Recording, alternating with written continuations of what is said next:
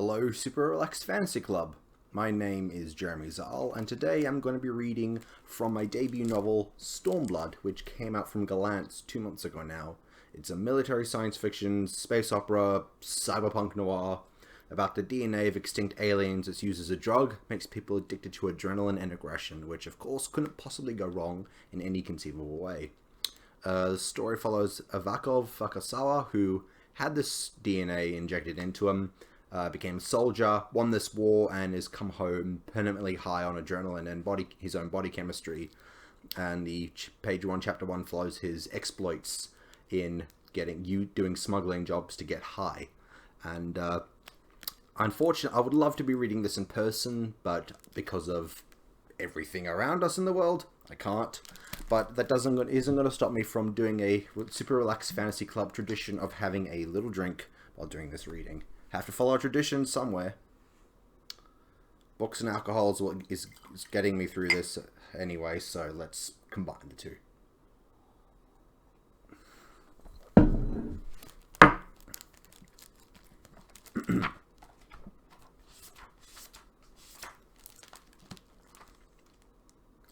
I realized this was a bad idea at around the time the alien biotech started pulsing with dark pleasure under my ribs. Not that it had ever been a good idea, of course. When you boil it down, there are two types of plans. The ones that get you killed, and the ones that don't. When you're in the business of stealing illegal goods from dangerous people, and selling them to other dangerous people, risk is part of the deal. But it was only since I've been injected with storm tech that I'd started enjoying it. The rush of adrenaline, the thrill of danger, the heat of aggression. The polymer atrium of the spaceport was freezing, but my skin was flushed and prickling with fresh sweat, my breathing shallow, my hands twitching by my sides. I think I was even salivating for it. Moist, sticky saliva filling my mouth like treacle. I grimaced. I hated when my body did that. Twitchy hands were acceptable, and sweaty skin I could handle, but I was never going to get used to a sudden mouthful of saliva. The storm tech only got this keyed up when I was walking into something no sane person would consider. Nothing for it but to press on, keeping a watch on my body and my surroundings. Breathing hard, sweat snaking down my spine, I stepped to the spaceport terminal. It was frantic in the way only spaceports can be. People wandering around and clutching e-tickets, queuing for zero-gravity nausea meds, whirling to meet flight schedules. I cut a path through the crowded chaos. No easy feat for a guy my size, though folks tended to edge out of my way, especially as I was wearing heavy armor, my face concealed behind a helmet with a wide mirrored visor. This spaceport was in the bottom floor of Compass, a colossal hollowed-out asteroid. I'd never been to anything like this asteroid, and it was hard to believe, even standing in the flight terminal and seeing the geometries of chiseled rock gouged out high above. The humid, hot stench of it clung to the surface of the spaceport like a bad reputation. Storm tech had elevated my senses, letting me smell the difference between the spicy gunpowdery stink of a suit lined with asteroid dust and the greasy odor of a suit worn by an engine room worker. Between the familiar smell of a human and unfamiliar one of some alien species. All smells tumbling and blending and oozing into every pore. Golden lights glistened down on the streets as I stepped out of the spaceport. Only now did my body heat drop, my breathing returning to normal. I started to think more clearly as my focus unclouded. Eyes on the corners, ears open, mapping escape routes and points of interest, scanning the crowd for weapons and possible assailants. Paranoid, perhaps? But paranoia is always preferable to a bullet in the face. I had to assume that Jacko had lookouts and was packing surveillance gear. You don't become one of the most notorious crime lords in an asteroid of 500 million people without their own healthy dose of paranoia. A crackle echoed from the spaceport. A busted chain ship engine, probably. I was the only one on the street who turned towards it. The storm tech bolstering those sensors like mine, the average human wouldn't have heard it. All the distant warble of engines entering and exiting the spaceport. All seeing the guy in a window shooting a needle of synth silver into his arm. Thanks to the organic blue matter shimmying down my throat, wrapped around my bones and slithering down my ribs and fused to the fibers of my organs and muscles, I could. A sudden comms links burst filled my eardrums. "Grim, turn the frequency down," I managed to growl. The intense static quietened until it disappeared. "Oh, sorry, Vakov," Grim said. "I thought we agreed you'd wait for my signal," I said, ears still ringing. "Yeah, well," I could practically hear the ear-splitting grin in his voice. My friend's face popped up into the bottom right corner of my heads-up display. It was short and weedy, where I was tall and broad, pale with a shock of red hair that was the opposite of my tan skin and black hair. We're opposites in many ways, but I found friends to occasionally be like magnets. Opposing forces attract, with the emphasis on occasionally. Grim was snacking away, every crunch amplified in my ear, but telling him to stop eating would be like telling me to stop drinking. Everything else is ready, and I just got bored. You know how it is, big guy. Unfortunately, I did. "Please tell me you're not watching me through street cams again," I said. "If they backtrace, you worry too much." "My tech's airtight, always has been," came the hacker's easy drawl. Grim was my best friend, but in moments like these, I wanted to wring his scrawny neck. "Just making sure you don't do anything stupid, like on Caddis Station." I winced. You and I remember Caddis very differently. Grim gave a knowing and I changed the subject. "Make yourself useful and watch for nasty surprises at the waypoint." That was our deal. I handled the physical end of the business while he worked his tech magic from 20 floors above. Grim grumbled but eventually settled down to work. He might whine about it, but he always comes around in the end. If I need him at my side, he'll be there, though sometimes the convincing part gave me a headache. He reminded me of my little brother. I willed those painful memories away as Grim piped up. "Vac, why are we messing with the jackal? You know he hunts down anyone who messes with him, right? Takes half of him?" "Half? Yeah, half of everything. 1 ear, 1 eye, 5 fingers, 5 toes. He leaves a tongue so they can warn others." Wasn't like I didn't already know all this. Your point being? My point being, why we're putting our heads on the chopping block. One of the jackal's less lethal enterprises was a biochem laboratory that sold experimental biotech on the dark market. One of our contacts wanted his genomes for a prototype, called Hendrix, a male hormonal stimulant, enough to pay us to steal it. Look, I make no excuses. Stealing from crime lords is no less illegal than stealing from anyone else. Theft might not be my proudest work, but it's the least dangerous and least bloody kind I do. But I hadn't told Grim I only took this job to pay for his Compass residency card. He always buried the problems beneath jokes when I brought it up, but I caught the nervous flash in his eyes, worrying if this was the week he'd be deported from the asteroid. I've not had many people stick by me in life, not much stability. Grim had, and I don't let go of my friends easily. "Jackal boy isn't home," Grim said. "Probably won't be till work hours are over, so it's unlikely we'll cross paths." "You won't," I rasped. I wasn't suicidal or stupid enough to break into the jackal's lab, but crime lords are usually paranoid enough not to trust their own security completely, and predictable enough to keep their closest secrets close, at home. I'm the one breaking into the place. Although we both knew I'd partially taken this job because of the risk. It was a challenge, a gamble. It's no secret that my body's wired to sniff out danger for the thrill of an adrenaline rush playing through my system. It was why I handled this end alone. I put myself in harm's way, but I won't risk my friends. The chaos of the spaceport evaporated behind me as I slid deeper into residential sectors. I thought over a plan, my brain cycling through the risks and anticipating the dangers I confront and the kick I get out of them. My hands clenching and unclenching, my muscles tension, the burning glow of adrenaline trickling through my system, feeding the alien plumbing hardwired as my body chemistry. I tried to shrug out of my body's sticky sensations and ground myself in the hard details, the schematics of it all. Sometimes my body's my own worst enemy. I turned the corner and saw a skinny slumped in one of the asteroid's hollows. He was birth naked and straighted with what looked like blue gills. They rippled in violent bursts along his tattered chest, his wire thin arms, his malnourished face. Each breath sounded like stones rattling. His sweat was nearly black, oozing out of clogged pores, releasing the sickly sweet stench of wet overripe fruit.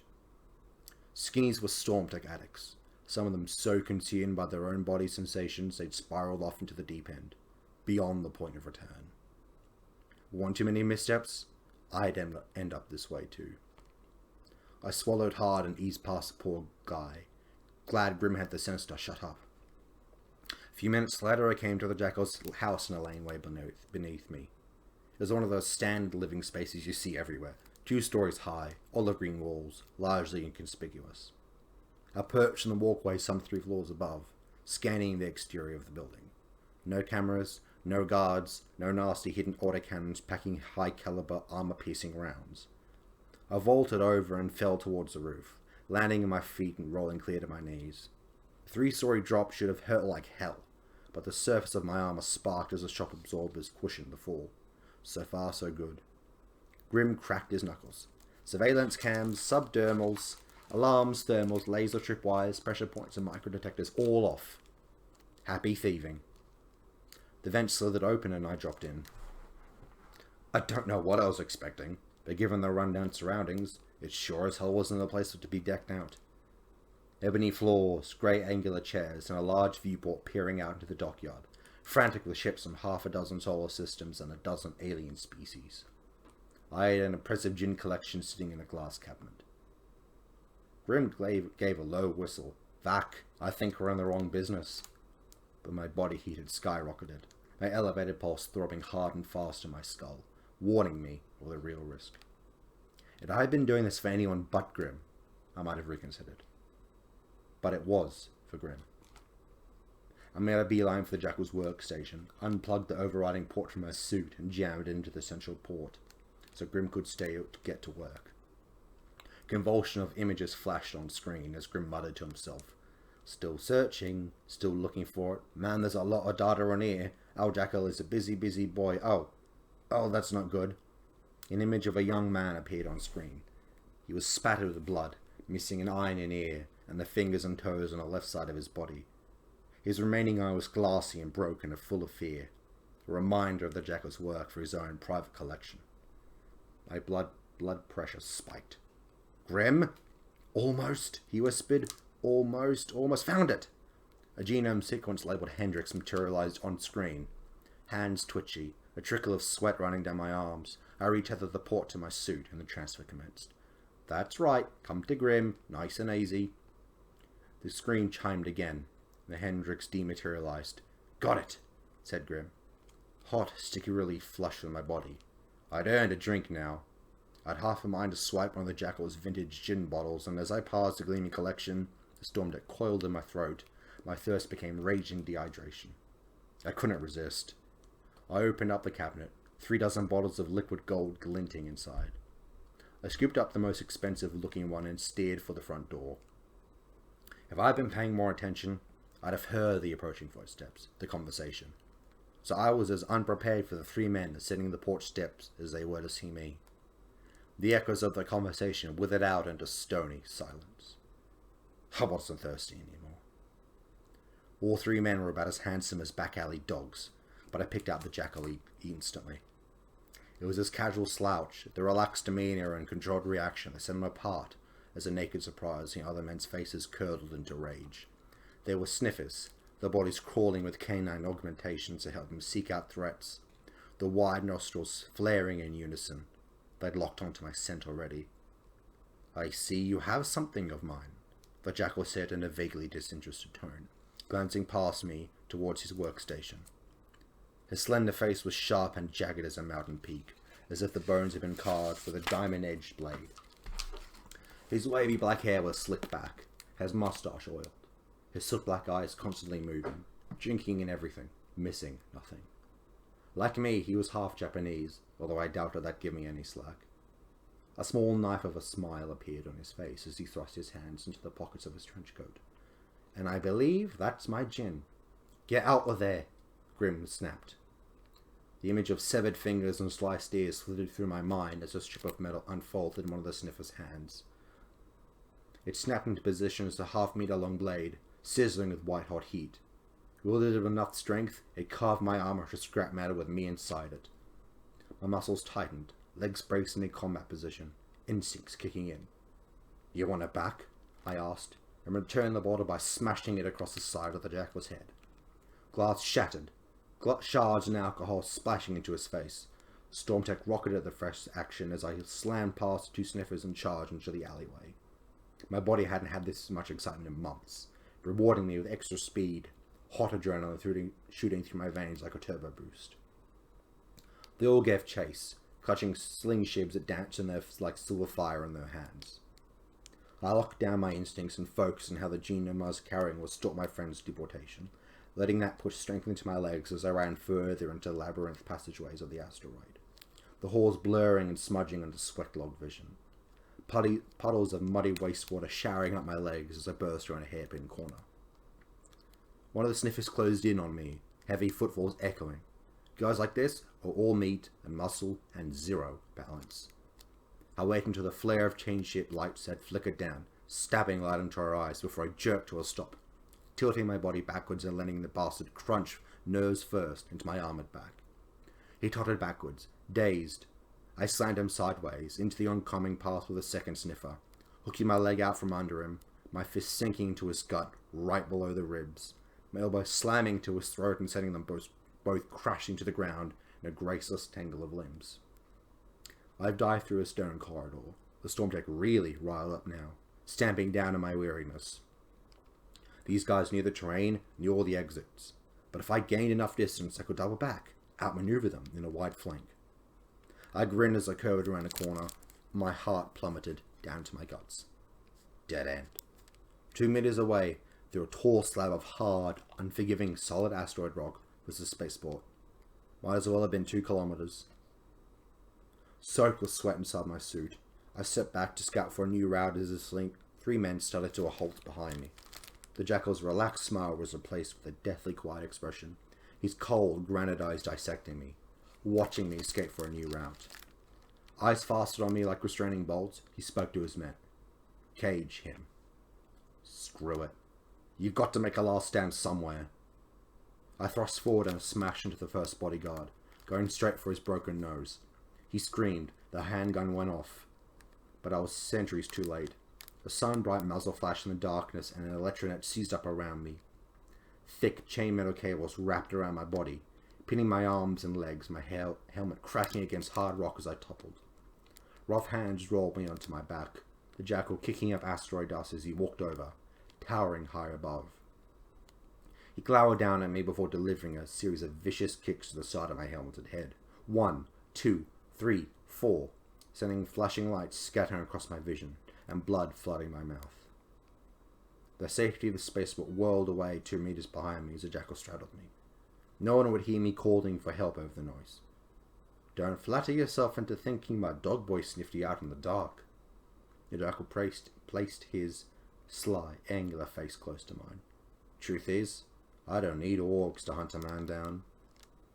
He held the white-hot blade of his slingshot over me, daring me to jerk away. What should we do with him, boys?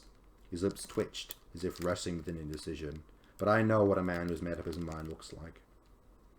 Let's crack him out that metal shell to get to the gooey bits inside, then flay his skin off. There's a good word. Flay. A Stormtech pounded into my breastbone in mimicry of my thudding heart. I struggled in the net, but the jackal was waiting for it.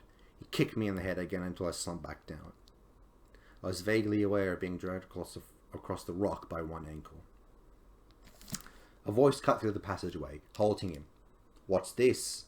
You guys picking on someone bigger for a change? 3 figures stood silhouetted behind the jackal. I recognized their sleek, black-barreled marksman rifles. I spent too many years of my own holding one. Harmony's come to the rescue, huh? I let my head sag back against the rock. Harmony? The jackal's sly confidence cracked. How? Clear off, Akira. The trio were led by a woman, her voice sharp enough to slice bone. You're lucky I don't have chat for a time about this today. We were just leaving, said the jackal. Yes, you were, she said. And if I ever see you harassing folks around here again, I'll find a nice airlock for you to play in. Plenty to choose from around here. You read me? Of course. The jackal was all charm and charisma again, his sly, dangerous smile twitching at his lips. his gaze hooking mine before he and his men vanished into the smoky asteroid passageway. I peered suspiciously at my saviors as they cut the electrode off me. What do you want? Harmony wants a chat, Vakov. A long, long overdue chat, the woman told me as I pulled my arms free. And I don't appreciate having you to backtrace your friend's feed just to find you. Of course, that was how they found me. At long last, Grimm's outrageous confidence in his own abilities had conspired with pure happenstance to completely screw me over. But Harmony did not waste time with petty smuggling. They had a galaxy to run after all. The storm deck sparked in my chest, and I had the impulse to make a dash for it.